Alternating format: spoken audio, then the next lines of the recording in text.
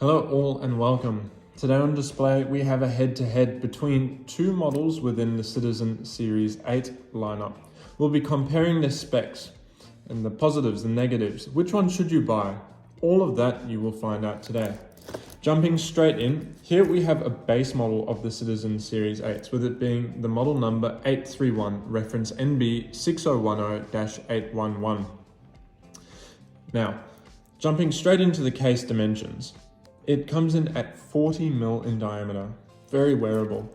It has a thickness of 10 mil, a lug to lug of 52 mil.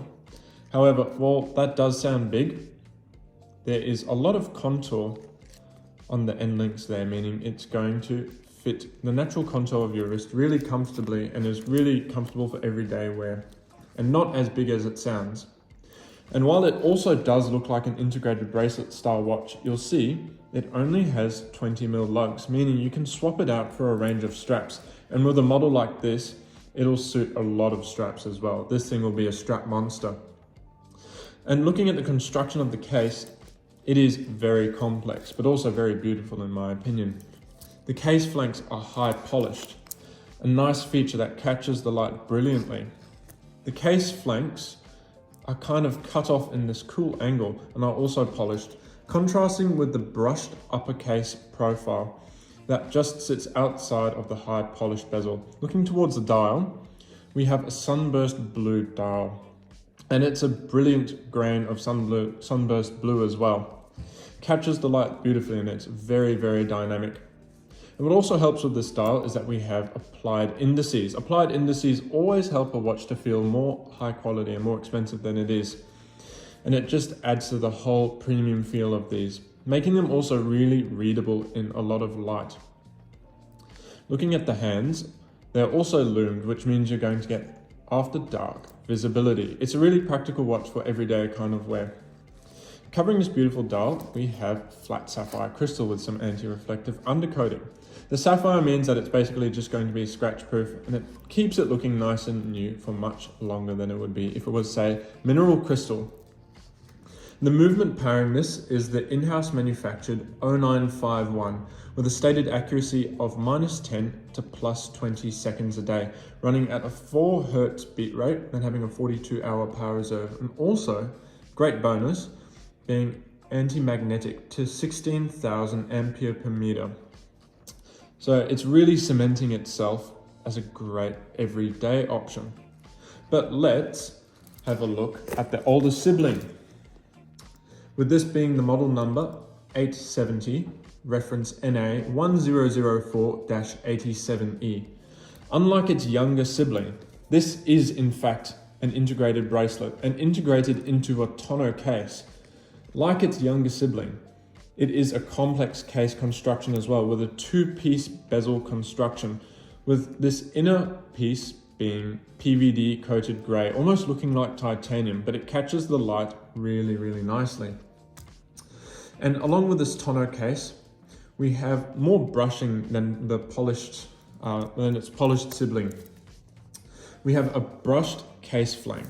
We've got high polished case cuts and half polished and half frosted hands on the dial here. They really catch the light beautifully, and it helps to be able to read them super easily as well. And looking towards the dial, we have this high gloss piano kind of sheen, almost like the lacquer dials of Rolex, it reminds me of, with also applied indices. This is a very high quality package. And that's even before we get to the movement, with this having the in-house manufactured 0950, which is quite different to the 0951, with this having a stated accuracy of -5 to +10 seconds a day. Now that cuts the accuracy of the 831 exactly in half. That is a significant increase and a very practical addition as well. But like the 0951, this has a 4 Hz beat rate. It has 16,000 ampere per meter anti-magnetism. And like it also has a date of the 3 o'clock, but key as well, it has a 48-hour power reserve. Now that is a 6-hour difference between the two, and often 6 hours is the difference between you needing to wind it up and reset it again. And it is really practical, and it'll make more of a difference than you think. And having a look at the dimensions of this, it also comes in at 40 mil in diameter, and it is just a touch thicker at 11 mil and has a 51 mil lug to lug. However, it also does have the downturn of the end links, meaning that it will wear very comfortably on small wrists as well. Now, which one should you get? Well, in my opinion, it has to be the 870. I think you really can't ignore the tighter accuracy that this one gives, with, for me at least, accuracy being a major player in the purchase of watches, because I do need these to tell the time, and a lot of other people do. And it's hard to show on camera, but the 870 also has a much higher standard of finishing, where in the polishing of the case flanks, which you can see my reflection distorted there, there's a lot of distortion in the reflection of the light. And well, it's not a lot of distortion, but it is enough to show that the high polished case flanks here, there is very little to no distortion. And I think it just makes all the difference when you have it on wrist, and it really helps it to shine on wrist a little bit more. And I also think that this is a little bit more of a versatile case design.